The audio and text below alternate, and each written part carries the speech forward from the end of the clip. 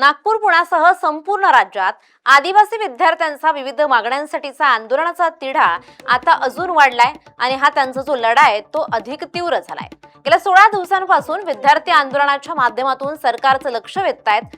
संगमनेरमध्ये सुद्धा या आंदोलनाचे पडसाद उमटले असून आदिवासी समाजाच्या विद्यार्थ्यांच्या वसतिगृहात गेल्या 15 दिवसांपासून विद्यार्थी अर्धनग्न आंदोलन करतायत। आपल्या मागण्या सरकारनं तातडीनं मान्य कराव्यात अशी मागणी विद्यार्थ्यांकडून केली जाते।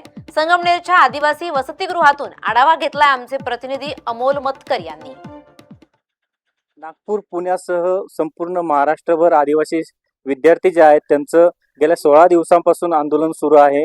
आता आपण संगमनेर तालुक्यामध्ये आहोत। संगमनेर तालुक्यातील जे आदिवासी आश्रमशाळा आहे तेथील विद्यार्थी जे आहेत आपण पाहू शकतो की या ठिकाणी अर्धनग्न अवस्थेमध्ये आंदोलन करतायत। गेल्या 15 दिवसापासून हे आंदोलन या ठिकाणी बसलेले आहेत आणि हातामध्ये बॅनर घेऊन शिक्षण आमचा हक्क आहे, आमच्यापासून हिरावून घेऊ नका किंवा आमच्या मागण्या ज्या आहेत पूर्ण करा, अशा जे बॅनर घेऊन ते या ठिकाणी बसलेले आहेत। आपण पाहू शकतो की या ठिकाणी विद्यार्थी जे आहेत बसलेले आहेत आणि या विद्यार्थ्यांच्या काही मागण्या आहेत। जरी सरकारने जी.आर. रद्द केला असेल किंवा इतर मागण्या त्यांच्या काही पूर्ण झाल्या असतील, परंतु अजूनही काही मागण्या त्यांच्या अपूर्ण आहेत। त्यासाठी हे विद्यार्थी जे आहेत आंदोलनावरती ठाम आहेत। आपण काही विद्यार्थ्यांशी बोलणार आहोत। तुम्ही आंदोलनावरती ठाम आहात, नेमकं काय मागण्या आहेत तुमच्या?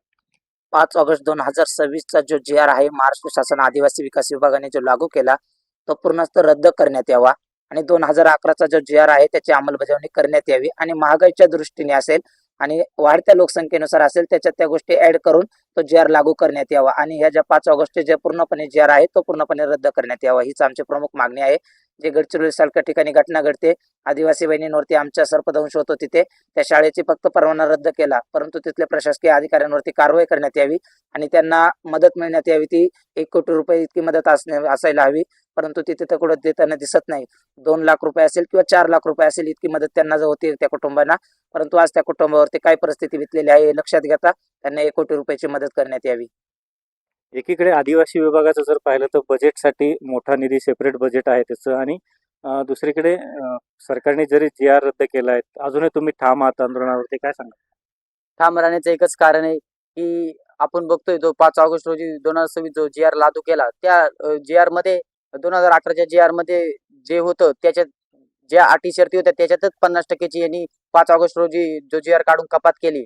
तर आमचं म्हणणं आहे दरडोई महागाईच्या काळानुसार आणि लोकसंख्येच्या वाढत्यानुसार त्यामध्ये फेरबदल व्हायला पाहिजे, पण तसं होताना काही दिसत नाही, त्याची अंमलबजावणी होताना काही दिसत नाही।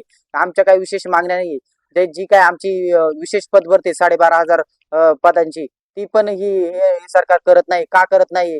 ते रिक्त पदे तुम्ही विशेष पदभरती ती काढली पाहिजे, ही आमची प्रमुख मागणी त्यामध्ये। LS मराठीसाठी अमोल मतकर, संगमनेर, अहिल्यानगर।